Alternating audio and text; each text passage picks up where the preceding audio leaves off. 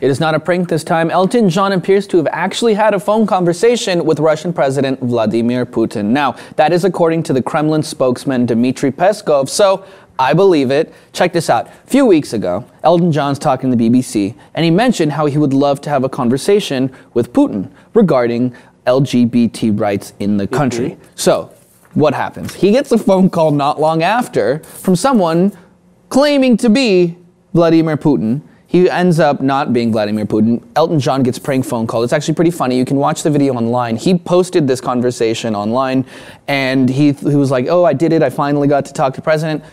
It was completely a hoax. Yeah. Vladimir Putin did not call him. Anyways, they ended up actually getting in contact, and now this is real, and now it's actually on the table, and Putin actually went as far as to say, if, you know, not only will we have this conversation, but if our schedules permit, we should sit down and have a talk sometime. What's going on? Is Russia opening up to the LGBT community, or is this a publicity stunt? Is he trying to come off as more liberal? I mean, they have a long way to go in terms of LGBT rights, but what we've seen is that Putin has been on a PR campaign as the new savior of the world, strongly coming out in Syria with, you know, military presence to say we are here to fix the problem, and now he's reaching out to Elton John. Till there's no real reform inside the country, all of these are just, you know, lip service for me. That's true. But you know what? You can pass, you know, a blanket law across the whole country of U.S. stating that, you know, gays can now get married without, you know, much opposition. You'll get a lot, don't get me wrong, but no uprising here against it, right? We got the few Kim Davises, we got our weirdos, but you know, for the most part, it went, you know, pretty smoothly, much smoother than I had thought it would. But I'm mentioning that because I think this is a cultural problem. We're not talking about just Putin.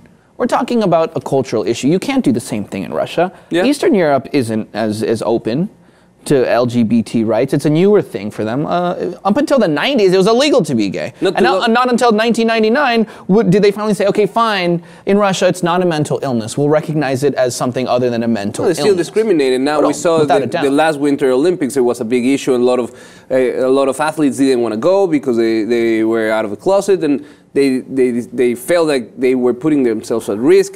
But like you mentioned, not too long ago, where there was a viral video where there was a gay couple walking in the streets of Russia. Holding hands, right. And holding hands, and the reaction of the people around them was very surprising. And like you mentioned, it's not only about Putin and his policy, it's about like an overall sentiment of the population that maybe is not as accepting as we've grown here in the United States. Right, so this prank phone call, while just, you know, one really clever way to play a joke publicly on a huge pop singer star, by these two Russian DJs, but also comedians. One was pretending to be the translator, the other was actually pretending to be Putin.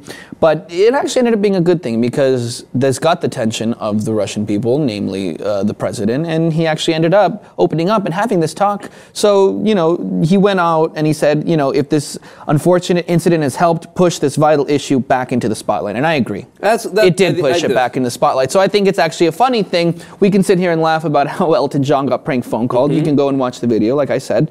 But at the same time, it did put the spotlight, and it opened up some dialogue. So I bet maybe, you know, that was the plan the whole time by these pranksters. Maybe it wasn't, but not too often that you get a prank phone call that you're actually happy and thankful for, right? I agree. So let us know in the comments below. What do you guys think about these hilarious pranksters calling Elton John? I don't even know how the hell they got his number. I think that in itself is kind of interesting. But let us know in the comments below. And if you haven't already, subscribe to the Lip TV for more.